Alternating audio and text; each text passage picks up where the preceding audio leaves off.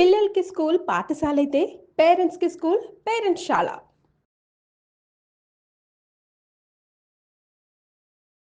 వాగర్థావివ సంపృక్తౌ వాగర్థ ప్రతిపత్తయే జగతః పితరౌ వందే పార్వతీ పరమేశ్వరౌ.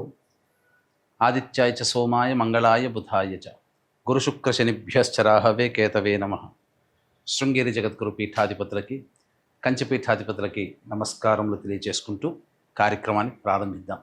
ఈ జూన్ 16వ తారీఖు నుంచి 30వ తారీఖు వరకు ద్వాదశ రాశులలో జన్మించినటువంటి వారికి ఏ విధంగా ఉండబోతుందో తెలుసుకునే ప్రయత్నం చేద్దాం.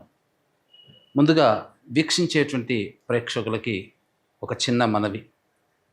చాలామంది ఎంతో గొప్పగా ఆదరిస్తూ వస్తున్నారు ఈ యొక్క రాశుల ఫలితాలకు సంబంధించి. ప్రతి 15 రోజులకు ఒకసారి చేస్తూ ఉన్నాం.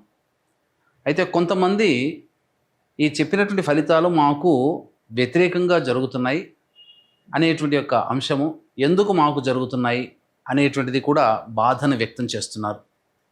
అయితే గమనించినటువంటి అంశం ఏంటంటే, చాలామంది కన్ఫ్యూజన్ అనేటువంటిది అవుతున్నారు అనేటువంటిది. అంటే వాళ్ళకి పుట్టినప్పుడు జన్మ నక్షత్రం ఒకటి ఉంటుంది, కానీ ఆ నక్షత్రాన్ని బట్టి రాశి ఉంటుంది. ఆ రాశిని మీరు పరిగణనలోకి తీసుకోకుండా మీ యొక్క నామ నక్షత్రానికి మాత్రమే ఉన్నటువంటి రాశిని పరిగణనలోకి తీసుకుంటున్నారు. ఉదాహరణకి కోదండరాం అనేటువంటి పేరుంది. అది ఆ కోదండరాం అనేటువంటి యొక్క రాశి జన్మతః ఉన్నటువంటిది కుంభరాశి అని అనుకుందాం. కానీ కోదండరాం అనే పేరుంది కాబట్టి కేకో హాహి పునర్వసు కాబట్టి మిథున రాశి ఫలితాలని చూసుకుంటున్నారు. జన్మించిన రాశి ఏమో కుంభరాశి అయినప్పుడు నామనక్షత్ర ప్రకారం చూసుకునేటువంటి యొక్క మిథున రాశి ఫలితాలు ఎలా సరిపోతాయి? అది ఒక తప్పు జరుగుతుంది. తెలియనటువంటి రెండవ తప్పు ఏంటంటే, చాలామంది ఈ వెస్ట్రన్ ఆస్ట్రాలజీని ఎక్కువగా ఫాలో అవుతున్నారు. చాలా చోట్ల రాశి ఫలితాల్లో మీకు ఏం చెప్పబడి ఉంటుంది? ఉదాహరణకి జూలై 24 నుంచి ఆగస్టు 23 వరకు సింహరాశి అని చెప్పబడి ఉంటుంది. అంటే ఆ మధ్యలో పుట్టినటువంటి వాళ్ళందరూ కూడా సింహరాశి చూసుకోవాలి అని చెప్పి ఆ జొడాయిక్ సైన్ ప్రకారం వాళ్ళు, అదంటే సన్ జొడాయిక్ సైన్ ప్రకారం. మనది రాశి అనేటువంటిది చంద్రుని బట్టి ఉంటుంది. అది మీరు రవిని బట్టి ఉండేటువంటి, రవి ఆ సమయంలో సింహరాశిలో ఉంటాడు కాబట్టి అది రవిని బేస్ చేసుకొని చెప్పేటువంటిది. ఇక్కడ మనం చెప్పుకునేటువంటిది చంద్రుని బేస్ చేసుకునేటువంటిది కాబట్టి మీ యొక్క జన్మ నక్షత్రం ఏదైతే ఉంటుందో ఆ రాశి చూసుకోవాలి. ఆ ఒక నెలలో పుట్టిన వాళ్ళందరూ కూడా సింహరాశి అని అంటే అది అవాస్తవం కదా. కాబట్టి తెలిసి తెలియక అదొకటి ఈ విధంగా చేస్తున్నారు. ఎవరికి తెలియని వాళ్ళకి నామనక్షత్రమే అది చూసుకోవాలి. అందులో కూడా చాలామంది ఇప్పుడు శ్రీనివాస్ అంటే కుంభరాశి చూసుకుంటున్నారు, కానీ చూసుకోవాల్సింది తులారాశి, ఇలా అన్నమాట. కాబట్టి ఈ తేడాని, ఈ మార్పుల్ని మీరు గమనించుకొని అసలు సిసలైనటువంటి మీ రాశి ఏందో దాని ప్రకారం మీ జన్మ పత్రిక ప్రకారం ఉన్నటువంటి రాశిని చూసుకుంటే అప్పుడు మీకు ఫలితాలు కరెక్ట్గా 90% వరకు మీకు మ్యాచ్ అవుతాయి. మనం చెప్పుకునేటువంటిది దినచర్యలలో భాగంగా రోజువారీ కార్యక్రమంలో ఏ రోజు ఆదాయం ఖర్చు ఎలా ఉంటుంది, ఏ రోజు మానసిక పరిస్థితి మంచిగా లేదా ఆందోళనగా ఉంటుంది అనే విషయాల్ని మనం క్లుప్తంగా తెలియచేసుకుంటున్నాం. కాబట్టి ఇవి విషయాలు పరిగణలోకి తీసుకొని మన ఈ చెప్పబడేటువంటి రాశి ఫలితాలు మీరు ఆపాదించుకున్నట్లయితే 90% వరకు మీకు అవి సరిపోతాయి దినచర్యలో రోజువారీ కార్యక్రమంలో. ఇక మనం వివరాల్లోకి వెళ్ళినట్లయితే 16వ తారీఖు నుంచి 30వ తారీఖు వరకు ఉన్నటువంటి గ్రహ సంచారం తెలుసుకుందాం. మీనరాశిలో శని సంచారం, అలాగే మేషరాశిలో శుక్రుడు మరియు రవి బుధ గురు యొక్క గ్రహ సంచారము మిథున రాశిలోకి, అలాగే 23వ తారీఖు నుంచి బుధుడు కర్కాటక రాశిలో ప్రవేశం చేస్తారు. అలాగే కుజుడు కేతు సింహరాశిలో మరియు రాహువు కుంభరాశిలో సంచారం జరుగుతుంది. దీనిని బట్టి ఈ 12 రాశుల వారికి ఏ విధంగా ఉండబోతుంది 16వ తారీఖు నుంచి మరియు 30 జూన్ వరకు అని తెలియజేసుకుందాం. ద్వాదశ రాశిలో భాగంగా చివరిదైనటువంటి మీన రాశిలో జన్మించినటువంటి వారికి 16 జూన్ నుంచి 30 జూన్ వరకు ఏ విధంగా ఉండబోతుందో తెలుసుకునే ప్రయత్నం చేద్దాం. ముఖ్యంగా రాశిలోనే శని యొక్క సంచార ప్రభావం, ప్రతి పని యందు కూడాను అలసత్వము, అజాగ్రత్త, అభద్రత, ముఖ్యంగా చెప్పాలంటే బద్ధకం, అన్ని తర్వాత చూసుకుందామనే ఆలోచనతోనే అంది వచ్చినటువంటి అవకాశాలని సద్వినియోగపరచుకోలేకపోతారు ఈ యొక్క మీనరాశిలో జన్మించినటువంటి వారు. ముఖ్యంగా మీ ఆరోగ్యం పట్ల కూడా శ్రద్ధ వహించాల్సినటువంటి పరిస్థితి. ఎప్పుడు మంచిగా ఉన్నప్పటికీ ఏదో ఒక అనారోగ్య సమస్యతో సతమతం అవ్వాల్సిన పరిస్థితి గోచరమవుతుంది. ఇక 12వ ఇంట రాహువు ప్రధానంగా చూసుకున్నట్లయితే విదేశీయానం, విదేశీ విద్యకు అనుకూలించేటువంటి సమయం కాబట్టి విద్యార్థులకి చక్కగా విదేశీయానానికి సంపూర్ణంగా అనుకూలంగా ఉంటుంది. ప్రయత్నం చేయండి. కోరుకున్నటువంటి ప్రదేశంలో, యూనివర్సిటీలో మీకు ప్రవేశం లభిస్తుందని చెప్పవచ్చు. శుక్రుడు కూడా అనుకూలంగా ఉన్నటువంటి కారణం చేత ముఖ్యంగా లక్ష్మి మీ ఇంటికి వస్తుందని చెప్పవచ్చు. అంటే ఏంటి? ధన రాబడి బాగుంటుంది. అలాగే రాని బాకీలు వసూలవుతాయి. ముఖ్యంగా ఇంట్లో ఉన్నటువంటి స్త్రీలు అనగా తల్లి, భార్య, పిల్లలు, చెల్లెలు, అక్కయ్యలు, తోటివారు ఇలా స్త్రీలని గౌరవించడం ద్వారా చాలా ప్రశాంతకరమైనటువంటి జీవితం, కుటుంబ పరంగా కూడా ఆనందంగా చక్కగా జీవించడం అనేటువంటిది ఉంటుంది. అన్ని విధాలుగా యోగదాయకంగా ఉంటుందని చెప్పవచ్చు.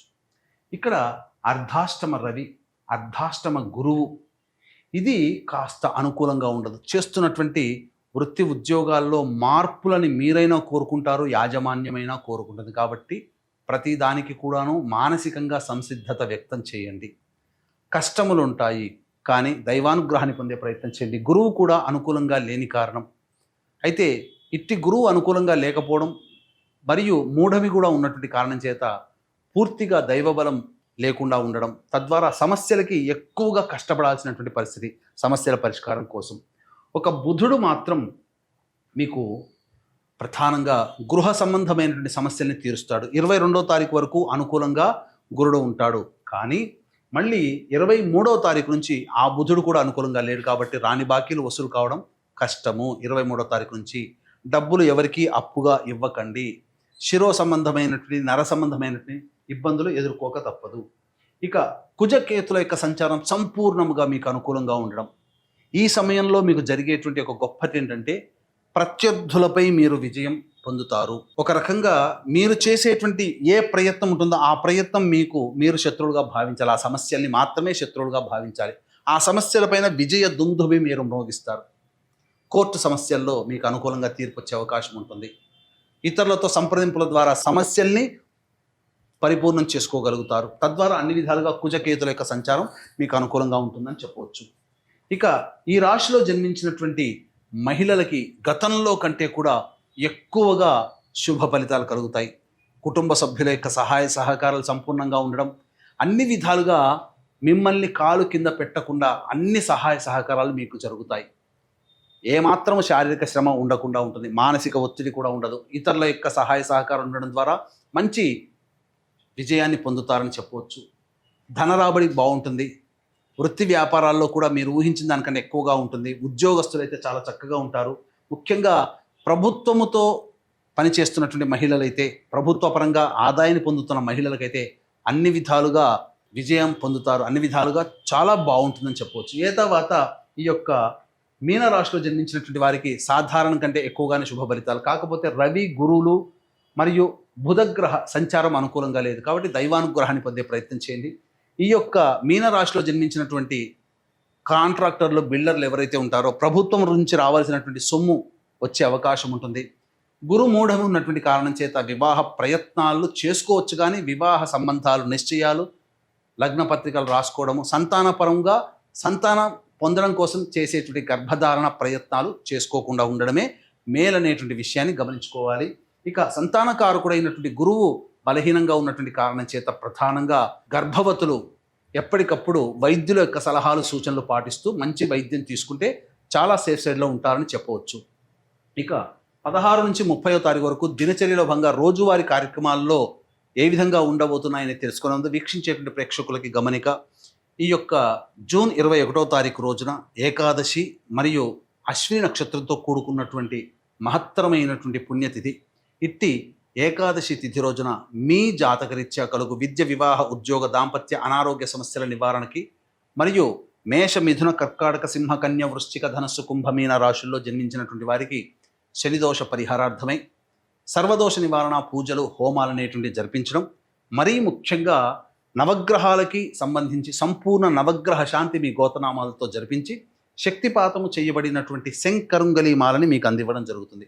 అవకాశం ఉన్నటువంటి వాళ్ళు కార్యక్రమ తదనంతరం కాంటాక్ట్ చేసి మీ గోత్రనామాలు నమోదు చేసుకోవచ్చు. ఇక చూసుకున్నట్లయితే 16వ తారీఖు రోజున అన్ని రంగాలలో ఉన్నటువంటి వారికి, వృత్తి ఉద్యోగ వ్యాపార అన్ని రంగాలలో ఉన్నటువంటి వారికి ఆదాయం చాలా చక్కగా ఉంటుంది. ఖర్చుకు మించినటువంటి ఆదాయం లభించడం ఆనందకరంగా ఉంటుంది. విందులు వినోదాల్లో సంతోషంగా ఉంటారని చెప్పవచ్చు. 17, 18 తారీఖుల్లో మానసికమైనటువంటి ప్రశాంతత లోపిస్తుంది. ఏ పని చేయాలన్నా ఆనందంగా ఉండరు. అనవసరమైనటువంటి ప్రయాణాలు చేయాల్సినటువంటిది, అనవసరంగా ఖర్చులు పెరుగుతాయి. ఏ పని యందు కూడాను ఆసక్తి ఉండదు అని చెప్పవచ్చు.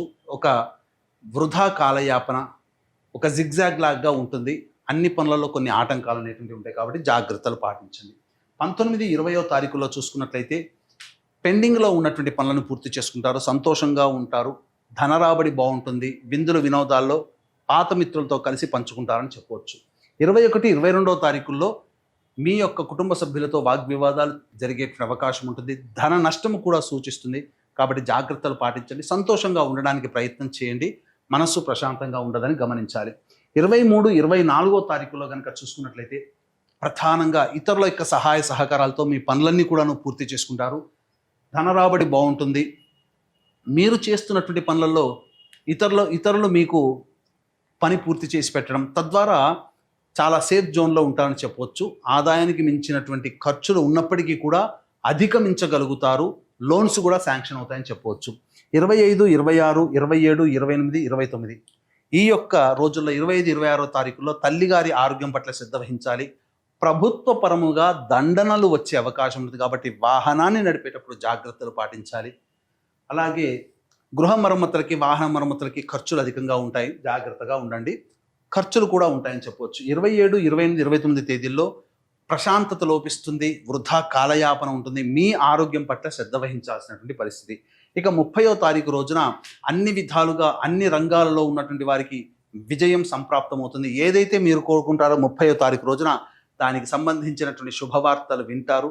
అలాగే ధనరాబడి బాగుంటుంది, ఖర్చుకు మించిన ఆదాయం లభించడం, తద్వారా అన్ని రకాల సమస్యల్ని పూర్తి చేసుకుంటారని చెప్పవచ్చు. తర్వాత చెప్పొచ్చేది ఏమిటంటే 17, 18, 27, 28, 29 ఈ తేదీల్లో జాగ్రత్తలు పాటించండి.